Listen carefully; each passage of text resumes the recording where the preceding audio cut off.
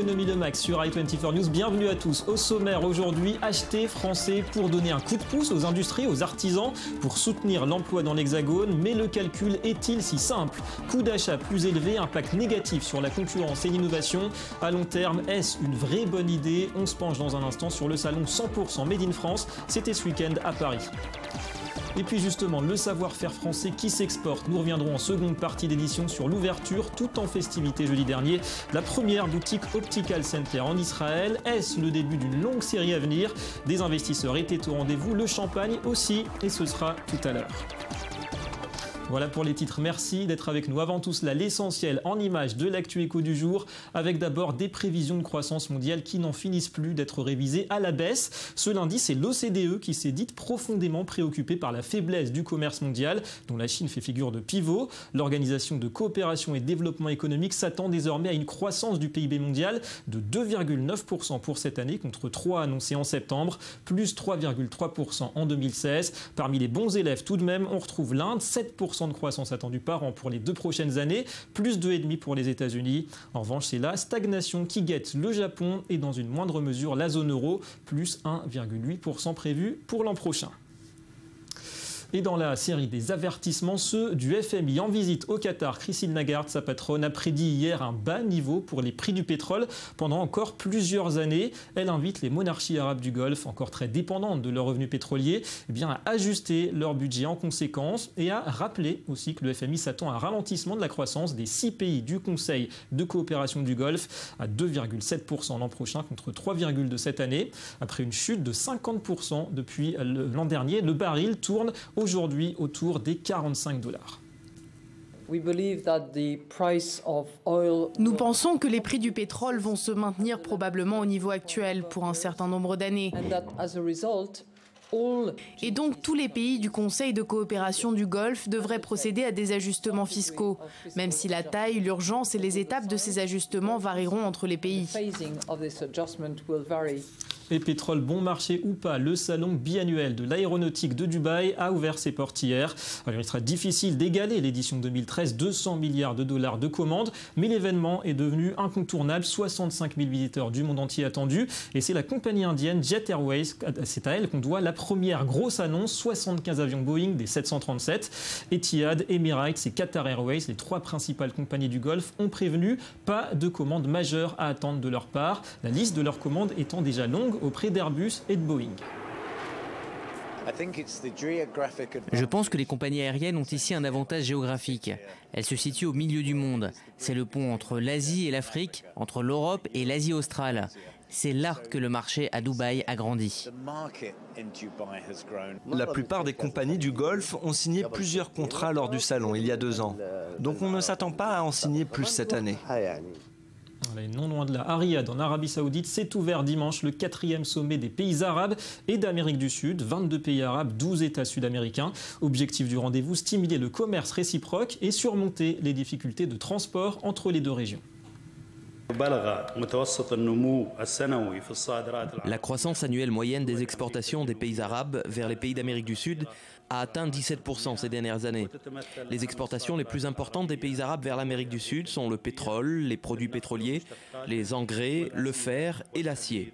Tandis qu'en parallèle, les importations moyennes des pays arabes depuis l'Amérique du Sud se sont élevées à 20%.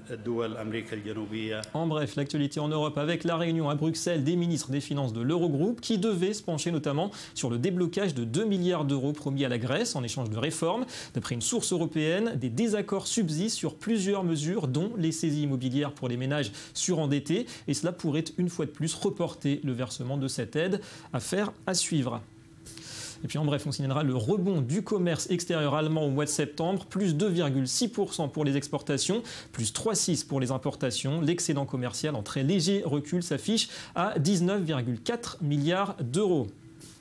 Enfin en France, 2 informations. La croissance d'abord, plus 0,4% au 4e trimestre. Voilà ce que prévoit désormais la Banque de France, en phase donc avec l'INSEE. Et puis BNP Paribas qui lance peut-être une tendance durable, à l'instar du Crédit Mutuel. La première banque française va facturer à partir du 1er janvier les frais de tenue de compte courant à hauteur de 2,50 € par mois. LCL et la Société Générale pourraient suivre le mouvement. Allez, c'est le dossier du jour, la promotion du Made in France. Elle rappelle le fameux fabricon français de Georges Marchais. Quel sens lui donner? Sur le front économique, ces campagnes affirment œuvrer en faveur de l'emploi et de la sauvegarde du savoir-faire hexagonal. Socialement, le geste se veut solidaire, soucieux aussi des aspects qualité et traçabilité, quitte à payer plus cher. Mais à long terme, à l'abri d'une concurrence étrangère, y a-t-il des risques en termes de compétitivité et d'innovation? Gros plan d'abord sur le salon 100% Made in France. Il avait lieu ce week-end, porte de Versailles. Johanna Citruc. Cette année, quelques 400 exposants étaient réunis. Des entreprises artisanales et industrielles qui ont fait le choix de créer et fabriquer leurs produits dans l'Hexagone. Une initiative qui plaît de plus en plus, car pour sa 4e édition, le salon du Made in France, qui s'est déroulé à Paris du 6 au 8 novembre, a attiré quelques 40 000 visiteurs. C'est certain qu'une entreprise, une PME ou une plus grande entreprise qui fait l'effort de produire sur le territoire, certes, elle préserve nos emplois et l'environnement. En revanche, ses marges ne sont peut-être pas aussi importantes que si elle avait délocalisé. Plus que du 100% français, l'histoire de Blandine est 100% famille. Après avoir perdu son emploi en 2012, elle décide de monter son entreprise. Aujourd'hui, elle produit des sweatshirts et des polos. Son salon lui sert d'atelier. Ses enfants posent sur le catalogue et son beau-frère joue à la fois au mannequin, régisseur et imprimeur. Pourtant, le pari n'était pas gagné. Au début, ça a été compliqué parce qu'il y a tout un investissement, que ce soit dans les produits, on a fait des erreurs, le site internet, etc. Maintenant, on commence à rentrer vraiment dans une dynamique positive. On a eu notre première embauche. Enfin voilà, donc ça se met en place. Ça va être long, mais il vaut mieux le faire longuement et que ce soit bien pensé que de faire rapidement et se planter. Pour séduire les consommateurs, Blandine a dû miser sur un design rétro et surtout des produits de qualité. Un élément essentiel pour justifier des prix généralement plus élevés. Cofondatrice de French Appeal, Alessia a également dû rogner sur ses marges. En termes de placement de prix, effectivement, on est à peu près dans la même gamme de prix que les grandes marques américaines. Faut savoir que nous, en faisant confectionner nos produits en France, on a des coûts de revient qui sont 3 fois supérieurs à ceux d'un jean maghrébin qui aujourd'hui est considéré comme du haut de gamme, qui sont jusqu'à 8 fois supérieurs à du Made in Bangladesh et 10 fois supérieurs à du Made in Ethiopia. Mais la directrice du salon préfère voir le verre à moitié plein. Si le Made in France coûte généralement plus cher aux consommateurs, il permet d'éviter les surcoûts induits lorsque les produits sont fabriqués à l'étranger. Qui est capable de me dire aujourd'hui combien coûte à chacun de nous chaque année la désertification des territoires, la pauvreté des gens qui se retrouvent au chômage parce qu'ils avaient un emploi industriel qu'ils n'ont plus aujourd'hui. Une idée qui semble faire son chemin dans la tête des Français. Selon une étude menée par l'IFOP, la majorité des consommateurs se dit prêt à payer 5 à 10% plus cher pour des produits 100% made in France. Payer plus cher au risque aussi peut-être de consommer un peu moins. Nous sommes en ligne avec Fabienne Delahaye. Bonjour. Bonjour. On vous a vu dans le sujet, vous êtes la commissaire générale donc, de cette expo Made in France. Alors d'abord, est-ce que vous disposez aujourd'hui d'éléments chiffrés qui vous permettent de dire que le label 100% Made in France, oui, ça fait vendre?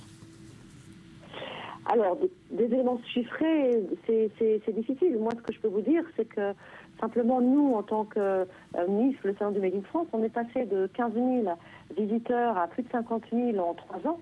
Et 80% des gens repartent avec un achat. Donc, le Made in France, effectivement, fait vendre. Par ailleurs, comment expliquer, par exemple, que des grandes marques dans l'industrie automobile française, que je ne citerai pas, vendent la French Touch sur toutes les ondes pour des modèles qui ne sont pas fabriqués en France. Donc, ça veut dire que ça fonctionne. Alors, au-delà des aspects marketing, l'un des arguments des anti, on va dire, 100% Made in France, c'est que le coût élevé de ces produits nuit au final à la consommation. Donc, en voulant protéger un petit peu les entreprises françaises, au final, on empiète sur la croissance de leur chiffre d'affaires. Vous partagez ce diagnostic? Alors, absolument pas. Je la connais, cette étude, et je ne suis absolument pas d'accord avec cette étude parce qu'elle ne tient absolument pas compte des coûts cachés. Des coûts, par exemple, est-ce que cette étude nous dit quel est le coût de la perte de nos emplois? Est-ce que ces coûts sont pas répartis sur l'ensemble de la collectivité, par plus de charges, par plus d'impôts? Quel est le coût sur l'environnement? Cette étude n'en parle pas. Le coût sur la perte des savoir-faire. Est-ce que la richesse d'un pays, c'est pas la somme de ce savoir-faire? Cette étude n'en parle pas. Et j'ajoute, cette étude ne prend absolument pas en compte l'effet multiplicateur qui existe quand vous achetez un produit fabriqué sur le territoire, où vous participez à une sorte de cercle vertueux en termes de répercussions économiques. Je m'explique. Quand vous achetez un produit made in France, vous réinjectez dans l'économie beaucoup plus que le prix d'achat de départ, parce que vous faites travailler toute une chaîne de prestataires, des sous-traitants qui, eux, vont également consommer et qui vont avoir des prestataires qui vont eux-mêmes consommer. Vous voyez, comme une sorte d'effet papillon. Cette étude ne prend absolument pas en compte tous ces effets, et l'impact sur l'emploi des produits qui sont fabriqués sur le territoire est incontestable. Or, quelqu'un qui a un job, un emploi, il a quand même plus de pouvoir d'achat. Ouais. Alors pour vous, promouvoir le Made in France aujourd'hui, dans le contexte socio-économique actuel, avec des délocalisations, avec les abus aussi des grandes entreprises, c'est pour vous une valeur de gauche? On pense à Georges Marchais, fabricons français, ou bien ça va maintenant au-delà de ce type de clivage? Alors oui, ça va au-delà de ce type de clivage. En tout cas, j'ai envie, en souriant, de vous dire, juste souligner qu'à part le patron de l'Assemblée nationale, Claude Barthelone, je n'ai vu aucune personne du gouvernement se rendre sur le salon du Made in France, alors que plusieurs anciens ministres du gouvernement précédent y étaient. Merci beaucoup, Fabienne Delahaye, d'avoir répondu à nos questions.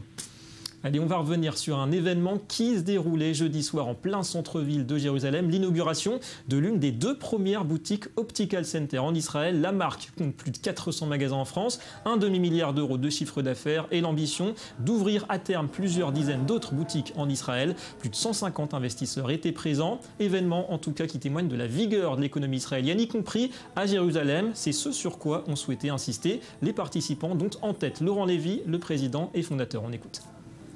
Optical Center a ouvert aujourd'hui en Suisse, en Espagne, en Belgique, au Luxembourg.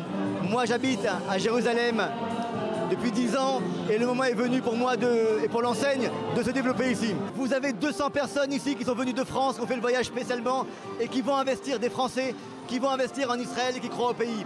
Ils sont juifs, ils sont chrétiens, ils sont musulmans et ils croient au développement économique de l'État d'Israël. Vous pouvez les voir et les interroger, ils sont dans cette salle. Il suffit de marcher dans les rues de Jérusalem et voir un nombre de grues incroyable.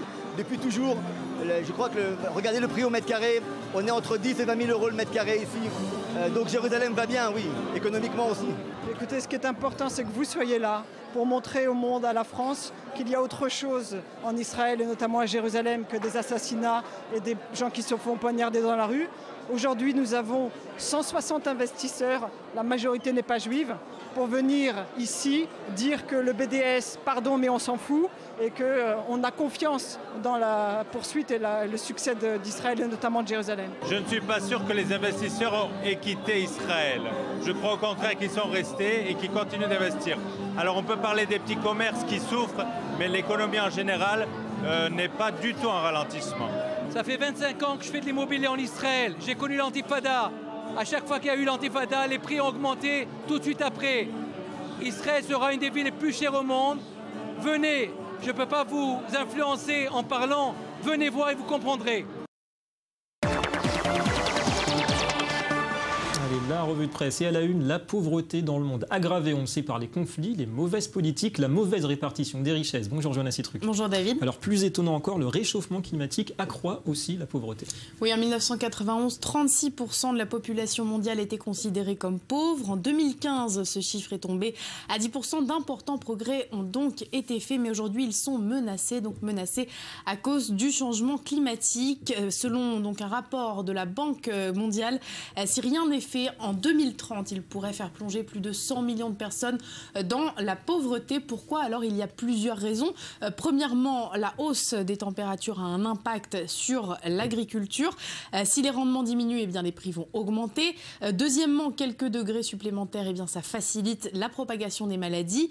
Et par ailleurs, il y a la multiplication des événements climatiques extrêmes. Or, ils ont tendance à affecter particulièrement les plus démunis. Par exemple, en 1998, après l'ouragan Mitch au Honduras, les plus pauvres, ont perdu 30% de leurs biens. C'est 3 fois plus que les autres. Un rapport édifiant. Et puis on reparle de la France, pays qui vivra à crédit pour cette année à partir de mardi. Oui, comme pour les ménages, les gouvernements calculent leur budget. Chaque année, ils font une estimation de leurs recettes pour savoir ce qu'ils peuvent dépenser ou non. Le problème, c'est que peu parviennent à s'y tenir. Beaucoup sont obligés d'emprunter. C'est la conclusion d'une étude menée par l'Institut économique Molinari auprès des 28 États de l'Union européenne. Alors pour 2015, la France avait prévu 390 milliards d'euros de recettes, mais ça y est, aujourd'hui, elle a tout dépensé. À partir de mardi, le pays vivra donc à crédit. Pour d'autres, c'est déjà le cas depuis quelques jours, quelques semaines. Il y a par exemple Chypre, le Portugal et l'Espagne. Même si la plupart des États membres de l'Union européenne ont encore un petit peu de marge, comme le Royaume-Uni, la Suède ou, plus étonnant, la Grèce. Certains pays sont même excédentaires. Ils devraient terminer cette année avec un surplus. Autrement dit, donc sans avoir besoin d'emprunter de l'argent. C'est le cas de l'Allemagne, du Danemark, de la Lituanie et de l'Estonie. Ouais, l'Allemagne, toujours difficile comparaison. Merci Johanna. Et à demain. À demain. Et c'est la fin de cette édition. Merci à vous d'avoir été avec nous. Économie de Mag revient demain sur i24 News.